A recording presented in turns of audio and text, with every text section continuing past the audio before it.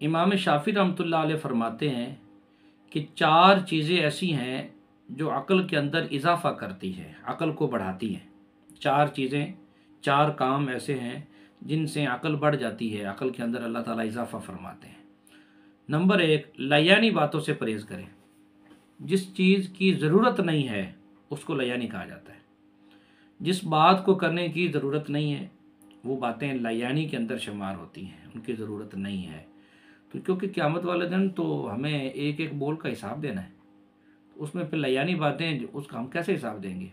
मैं भी कोशिश करूं, आप हजरात भी कोशिश करें कि लयानी बातों से हत्तल इम्कान जहाँ तक हमसे मुमकिन है, ताकत है हमारे अंदर, उतना तो कर सकते हैं।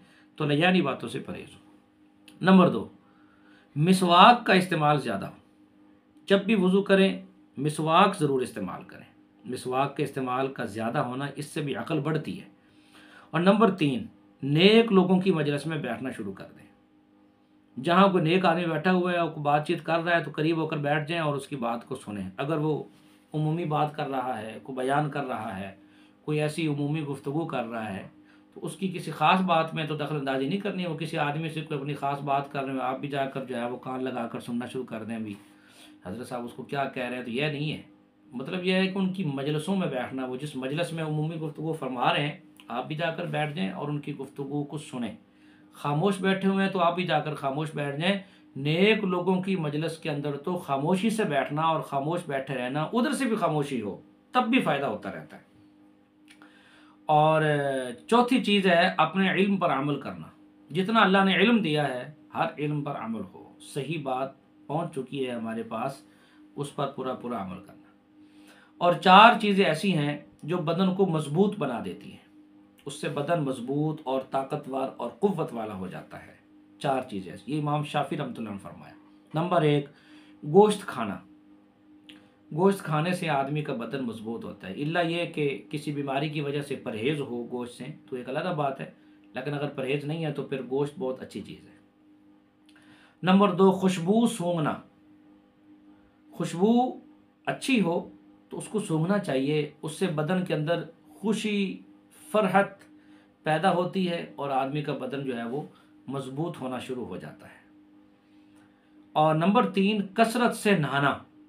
नहाने का मतलब ये होता है कि हर वक्त नहीं नहाते रहें, यानी कि ये है कि रोज़ाना कम से कम एक दफ़ा तो हम ज़रूर नहा लें ताकि बदन पर मैल ना हो और बदन साफ़ सुथरा रहे। तो जितनी सफाई ज़्यादा होगी उतना ही ज़्यादा जो है वो अकल बढ़तेगी, बदन और मजबूत हो जाएगा। नंबर 4, कतान का लिबास पहनना। कतान का मतलब ये होता है कि सूती लिबास पहनना। रेशमी जो लिबास होता है वो अच्छा नहीं होता, आदमी की सेहत के लिए अच्छा नहीं होता, उससे बदन मजबूत नहीं होता। कतान यानी सूती लिबास जो होता है ये सेहत के लिए बहुत फ़ायदेमंद होता है। और 4 चीज़ें ही ऐसी हैं जिससे बदन लागे हो जाता है, बदन कमज़ोर हो जाता है, वो भी 4 चीज़ें ऐसी हैं। नंबर 1, कसरत जिमा, कि वो ज़्यादा सोबत करे अपनी बीवी से, ज़्यादा जिमा करे, इससे भी बदन कमज़ोर हो जाता है।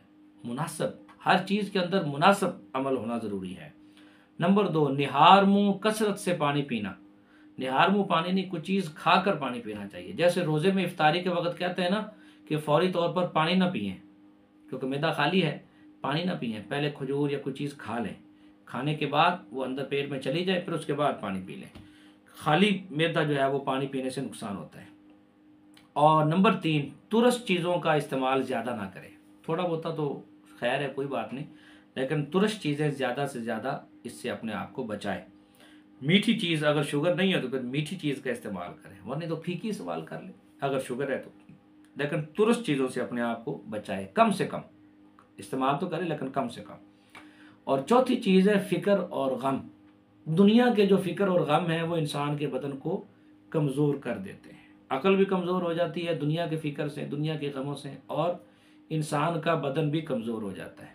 तो इन चीज़ों से अपने आप को बचाएं और ऊपर जो बातें करने की हैं वो उसका इस्तेमाल ज़्यादा से ज़्यादा कर दें ताकि इसके अंदर हमें अल्लाह ताला तरक्की अता फरमा दे।